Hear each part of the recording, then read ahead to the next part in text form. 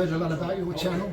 You're a real curry holic, one of the best, so I look forward to telling you all about Balti. Really great to meet you, Andy. I must say, I've been aware of you for over a decade as a fellow curry enthusiast myself. I read somewhere you were raised around here, and you have a very profound insight into the history and what's been happening in the Balti Triangle since for decades. So, what was it like in its heyday? Well, just to say, first of all, Balti was first invented, and it was a culinary invention, in 1975. And the place invented it is in this area, the Balti Triangle. Sadly now a different sort of restaurant, not a Balti house. And that was, say, in 1975. And the guy, really around that time, perhaps just to go back a little bit, when I was brought up in this area, funny enough, it was mainly an Irish area. All my mates were Irish. And then the Kashmiri population, people came over from the Kashmir and Pakistan and India, but mainly from the Kashmiri area to settle. And they opened a lot of cafes, and these cafes, obviously not licensed, and they were also serving stuff on the bone. And I used to occasionally go to one of those cafes, and if you wanted a sort of very thin piece of chicken on the bone, and dare I say, a slightly greasy sauce, then you could get it. And with a chapati, nothing wrong with that, it kept me going. But the guy who invented Balti decided, I need to attract, if you like, Western Brummies, Western customers, but also keep my own trade as well. And this was the guy who invented the Balti. And the idea of the Balti was, he thought to himself, well, a Balti has got to be probably meat off the bone, otherwise I won't get any Western customers because they don't want to be chewing on a bone, although probably that's different these days, but at the time that was the case. And he also thought, well, people won't want to wait around for long, because normally if you cook something, say in what's called a handy, which is sort of a clay receptacle, you'd be cooking something for well over an hour. And he thought, well, Western people, pretty impatient, want something quickly, and he invented the Balti. And basically the Balti is a style of cooking, and if anybody tells you it's a recipe, you can sell them or take them to trade descriptions. Yes. Okay? And what happened was, this guy actually went out to a part of Birmingham, to a manufacturer, a Sikh guy, an Indian guy, to basically design a special bowl.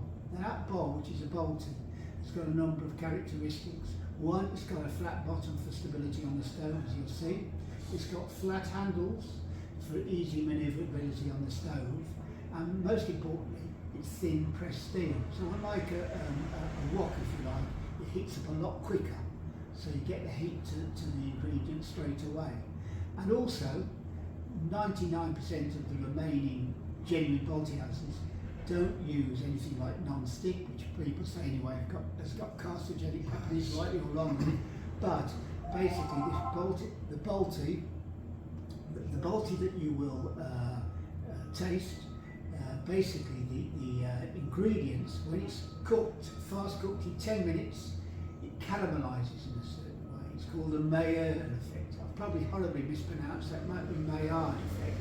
It's a special caramelization which Michelin chefs die to get, and you get that naturally. Fast cooking a Balti in a proper Balti bowl gives this caramelization effect, which is called the Maillard effect.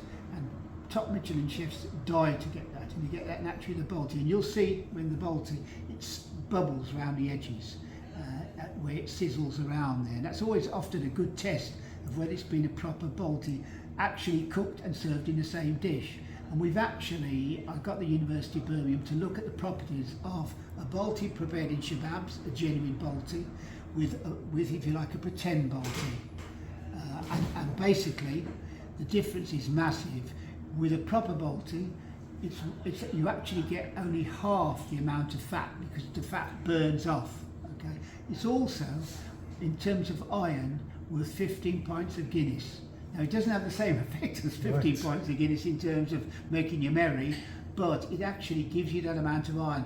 And you can't overdose on iron, it's the most valuable element to humans. So it's actually very good for you. So you've got the taste property, you've got the health property, both through the way the fat's burnt off, but also through the iron that you get. The proper Balti, it's not cooked in ghee, is cooked in vegetable oil because of the smoking point on vegetable oil. So basically, obviously, it's a lot more healthy because obviously ghee is saturated fat, so it's a very healthy.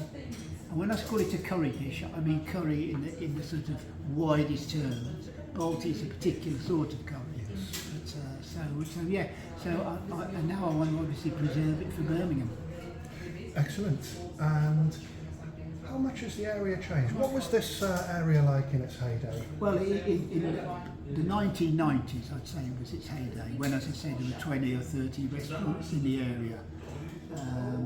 Now, and it also at that stage was still one or two pubs in the area, because remember I told you it was a mainly Irish area, and people in this restaurant used to go across the road to a pub called the George, just bang opposite almost where we are now, and they'd bring in a pint of beer into the restaurant to have with their curry. And fair play, the management of Shababs, which pretty much remains the same, it's a family business, still allow people to bring in their own alcohol. BYOB, yeah, it's great, because I think to myself, in the old days when I first went for curry in what you call a jewel in the crown type place, there'd be a bunch of lads usually, probably behaving pretty badly. One, you have the hottest curry going and they don't therefore taste it. But what would they have with it? A pint of something like Carling lager, nothing against Carling, but it'd be gassy.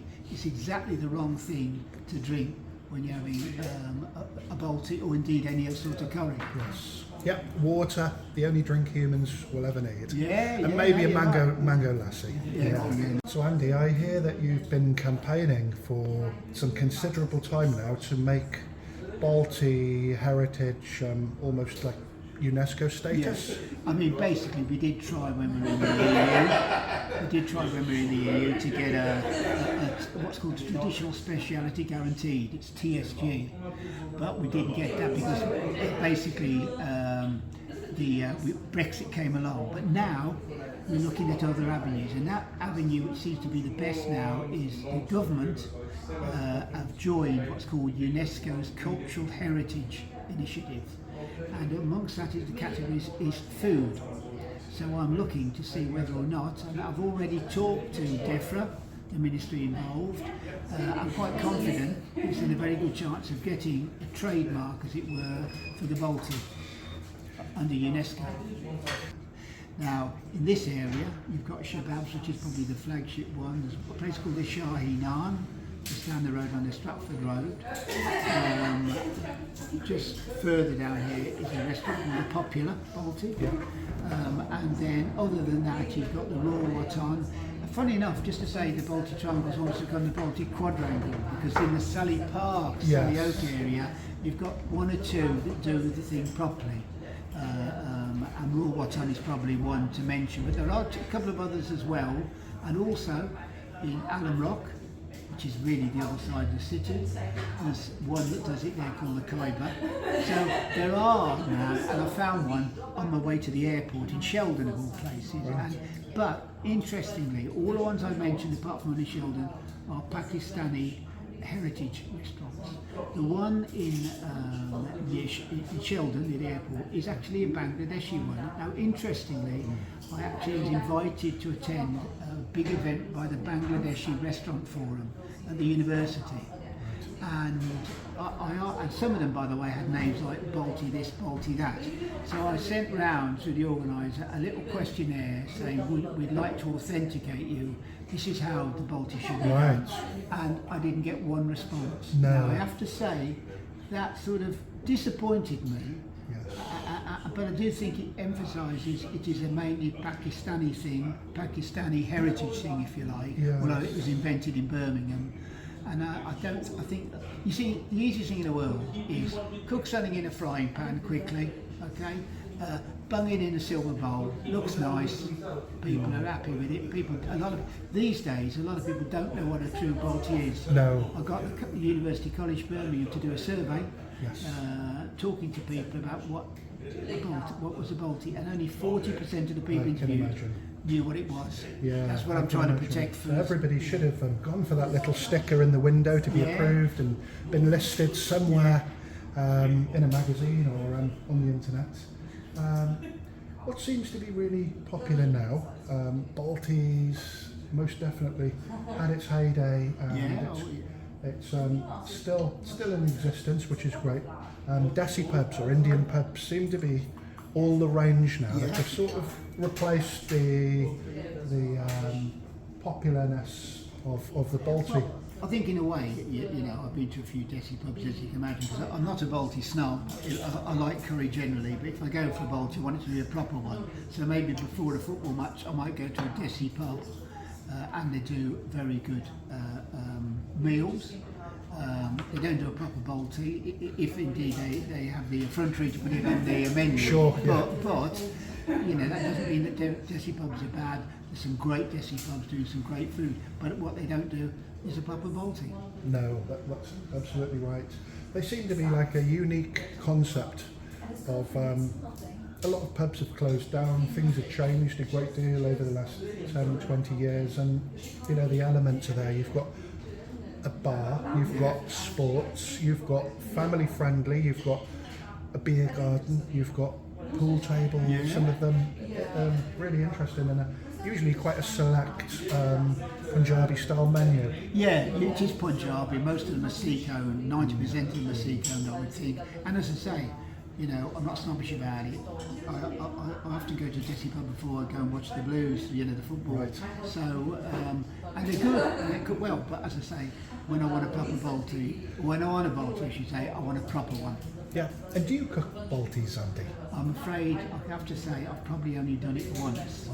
Normally, I cook a curry on Boxing Day. That's my missus does all the cooking. It's a shameful thing to say, but to be honest with you, I think to myself, if I want a Balti fast cooked over a high flame, done quickly, then I might as well go to a restaurant. Having said that, it's quite easy to cook a Balti at home. I'm being, I suppose, lazy because I'm quite near to genuine Balti restaurants, so I suppose I take the easy way out and think, you know. Oh, I've noticed, is that Balti on your t-shirt? Oh yeah. Wow, Balti. Funnily enough, Balti t-shirt, I want one. I've done a few, because I've done I occasionally do tours. I used to do tours, and what we do is we take people, a party of people, because it's got to be a party of people to make it worthwhile, Yes. come to the Balti Triangle. We take them for, say, it's got to be over, say, 15, 20. So a party maybe from a women's institute or whatever it might be will come.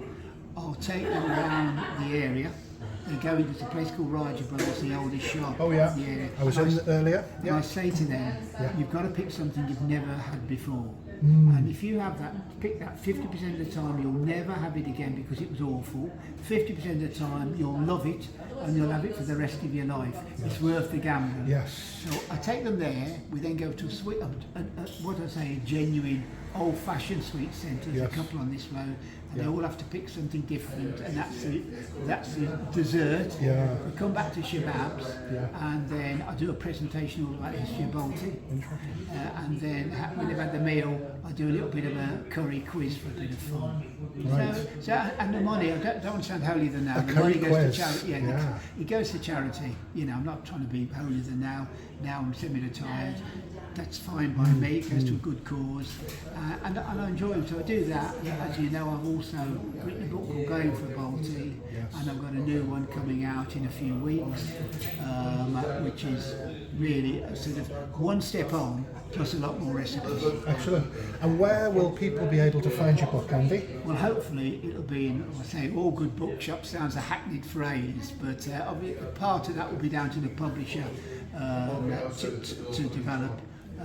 So yeah, it should be, and also my daughter runs a firm from France, but somebody does all the hard graft, I won't say who, basically selling Balti bowls, which are made in Birmingham, I'm pleased to say. And just out of interest, the firm that makes them also makes stuff for the Red Arrows. So you talk about quality manufacturing. Very good quality. I've actually got one of those Birmingham Balti pans, and I actually bought it sat at this very table after a few BYOBs a few years ago, and I've still got it at home.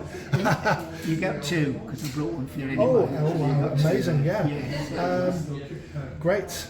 So Excellent. that's really the tale of Balti. To me, I'm most passionate about trying to ensure that it's authenticated in a sort of semi-official way, if you like, and people know where to go to get a proper Balti. Balti!